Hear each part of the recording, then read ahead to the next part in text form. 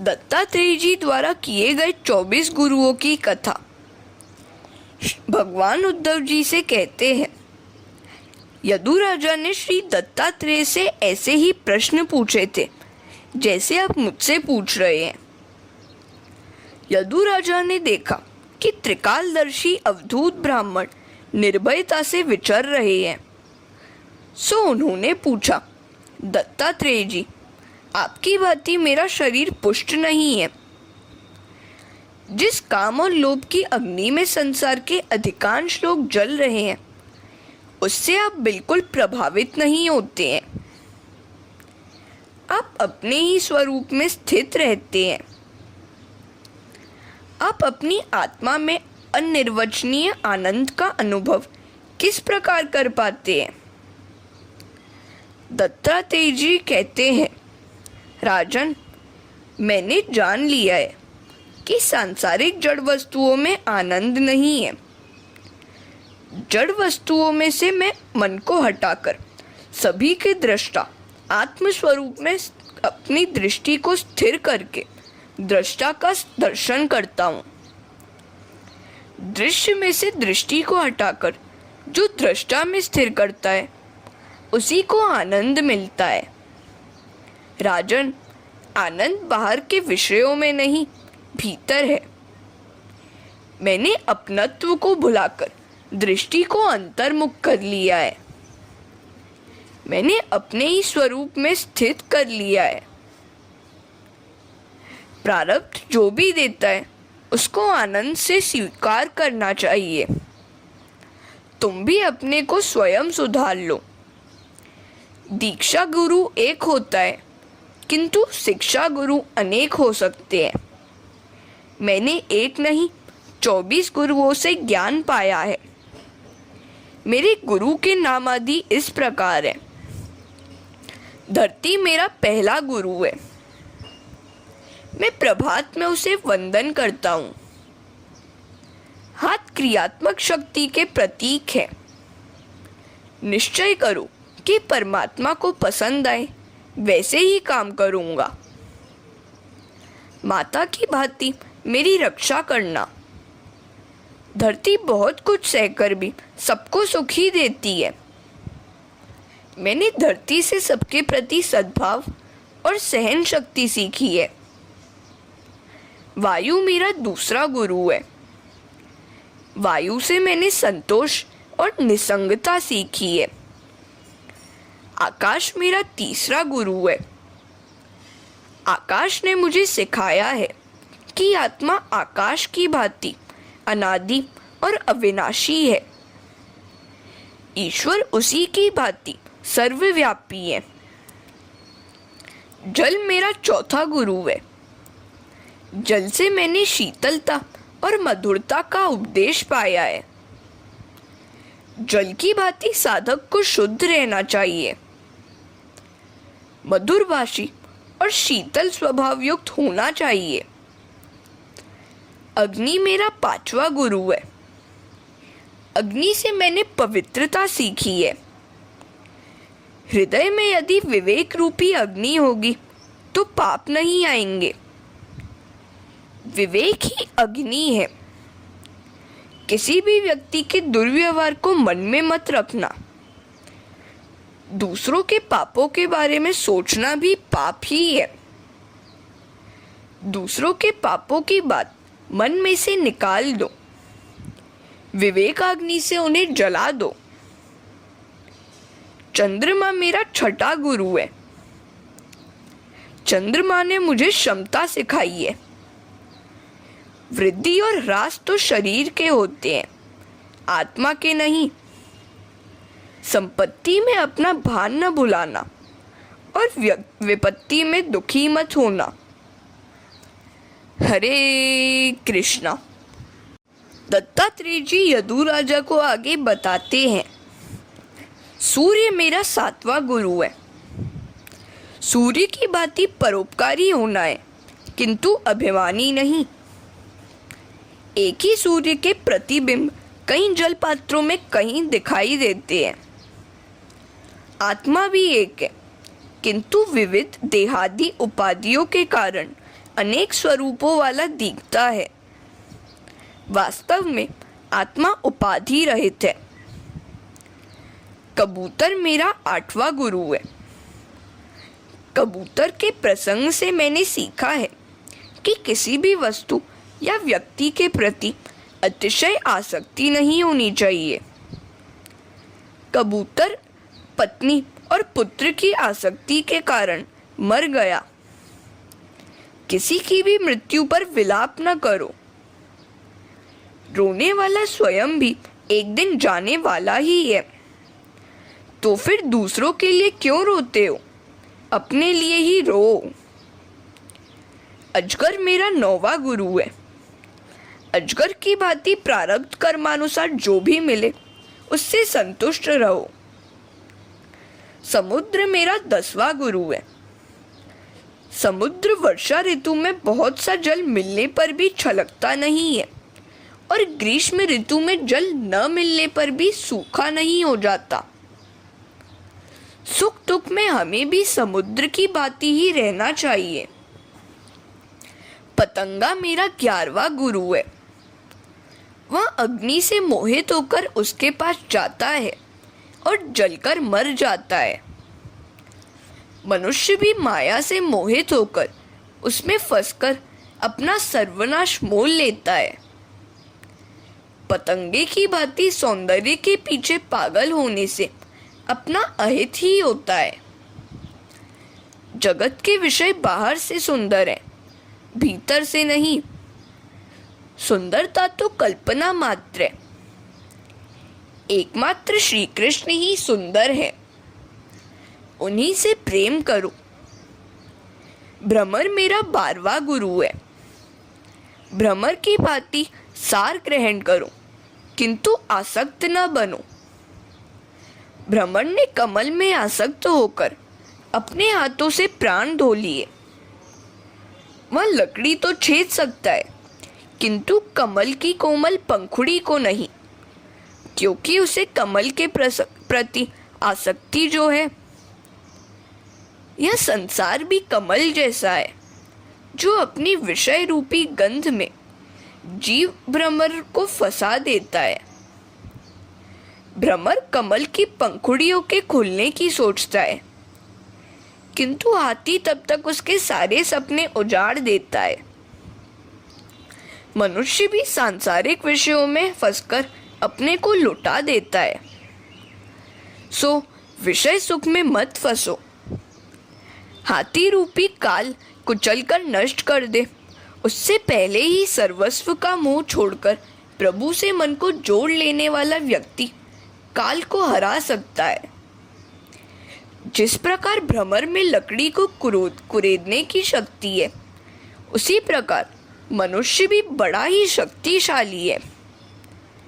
मनुष्य यदि चाहे तो नारायण भी बन सकता है, किंतु उसे पहले आसक्ति का त्याग करना है। मधुकृत के 2 अर्थ हैं, भ्रमर और मधुमक्षिका। हरे कृष्णा। दत्तात्रेय जी आगे यदुराजा से कहते हैं, हाथी मेरा 13वां गुरु है। स्पर्श सुख की लालसा के कारण हाथी जान गंवाता है। लोग एक बड़ा सा गड्ढा खोदकर ऊपर घास पत्ते रखकर नकली हथनी रख देते हैं।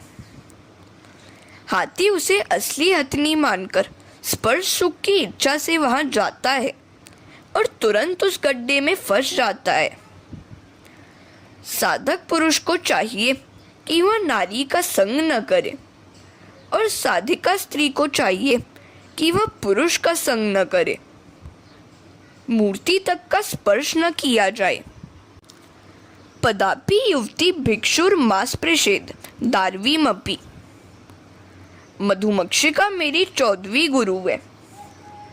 मधुमक्खी द्वारा एकत्रित मधु शिकारी छीन ले जाता है। योगी भी बिना उद्यम किए ही भोग पा सकता है। धन का संग्रह करने के बदले दान करो। मेरा 15वां गुरु हिरण है। जिस प्रकार स्पर्श सुख की लालसा से हाथी का नाश होता है, उसी प्रकार संगीत श्रवण की लालसा से हिरण का नाश होता है। सो योगी को गीत, नृत्य, संगीत आदि विषयों का त्याग करना चाहिए। मेरी 16वीं गुरु मछली है। रस सुख की, जिह्वा स्वाद की लालसा मछली को मारती है। कांटे से लगाया गया मांस मछली खाने जाती है और मर जाती है। मनुष्य को भी यह जिह्वा बड़ी परेशान करती है। सभी इंद्रियों को जीतकर भी यदि जिह्वा को नहीं जीता तो नाश ही होगा। जो रसना को जीतता है वह सर्वस्व को जीत लेता है। जितम सर्वम जिते रसे। दत्तात्रेय जी ने इस प्रकार शब्द, स्पर्श, रस, रूप और गंध इन 5 विषयों की चर्चा की। एक ही विषय का सेवन करने पर भी हाथी, भ्रमर आदि का नाश होता है, तो सभी विषयों का सेवन करने वाले मनुष्य की तो कैसी दुर्गति होती होगी। मृत्यु के पश्चात सुनाया जाने वाला गरुड़ पुराण मनुष्य को मृत्यु के पूर्व ही सुनना चाहिए। कुरंग मातंग पतंग मृडमाना हता पंच भिरेव पंच। एक प्रमादी स कथम न हन्यते यह सेवते पंच भिरेव पंच। पतंगा, हाथी, हिरण, भ्रमर और मछली मात्र एक विषय की आसक्ति के कारण मर जाते हैं, तो 5 विषयों का उपभोग करने वाला प्रमादी मनुष्य क्यों न मरे। एक वेश्या मेरी 17वीं गुरु है। पिंगला नाम की एक वेश्या धनवान ग्राहक की प्रतीक्षा में सारी रात जागा करती थी। एक बार उसने सोचा कि कामी पुरुष के लिए जागने की अपेक्षा प्रभु के लिए जागकर उनको ही क्यों न पालूं, और उसने विषयों का त्याग किया। उसने कामी पुरुष की प्रतीक्षा में जागते रहना छोड़ दिया। अब मैं केवल प्रभु को ही प्रसन्न करने का प्रयत्न करूंगी। काल सर्प के ग्रास जीवात्मा की रक्षा प्रभु के सिवाय और कौन कर सकता है। ग्रस्तम काल हिनास्तमानम कोन्य स्नातुम धीश्वरम। हरे कृष्णा। इस जगत में आशा परम दुख है और निराशा परम सुख। सो सुख की आशा न करो। आशा ही परमम दुखम, नैराश्यम परमम सुखम। आशा की जंजीर मनुष्य को किस हद तक जकड़ रखती है, उसका वर्णन स्वामी शंकराचार्य के शब्दों में सुनिए। अंगम गलितम पलितम मुंडम दशन विहीनम जातम तुंडम। वृद्धो याति गृहीत्वा दंडम तदपि न मुंचत्या पिंडम। शरीर गला जा रहा है, केश श्वेत हो गए हैं, दांत जा चुके हैं। दुर्बलता के कारण लकड़ी के सहारे चलना पड़ता है, फिर भी बूढ़ा आशा का पिंड छोड़ता ही नहीं है। ऐसे बूढ़े की भांति आचरण करने के बदले भगवान का भजन करो। भज गोविंदम गोविंदम भज मूढ़ मते। काम की भोगेशना सबसे बड़ा दुख है। मेरा 18वां गुरु कुर्री पक्षी है। कुर्री पक्षी की भांति संग्रह करने के बदले त्याग करते रहो। बालक मेरा 19वां गुरु है। बालक से भोलापन, निर्दोषता ग्रहण करो। मेरी 20वीं गुरु एक गरीब कुमारी है। उसकी मंगनी के लिए कुछ मेहमान आए थे।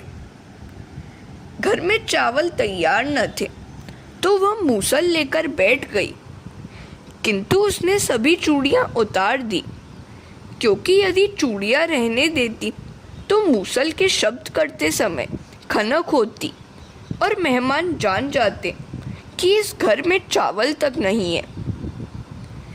इस प्रकार बस्ती में रहने से कलह कलेश होने की संभावना है, सो साधु को एकांतवास करना चाहिए। मेरा 21वां गुरु बाण बनाने वाला लोहार है। वह अपने काम में इस प्रकार मग्न रहता था कि रास्ते पर से धूमधाम से जाने वाली राजा की सवारी की ओर भी उसका ध्यान नहीं जाता था।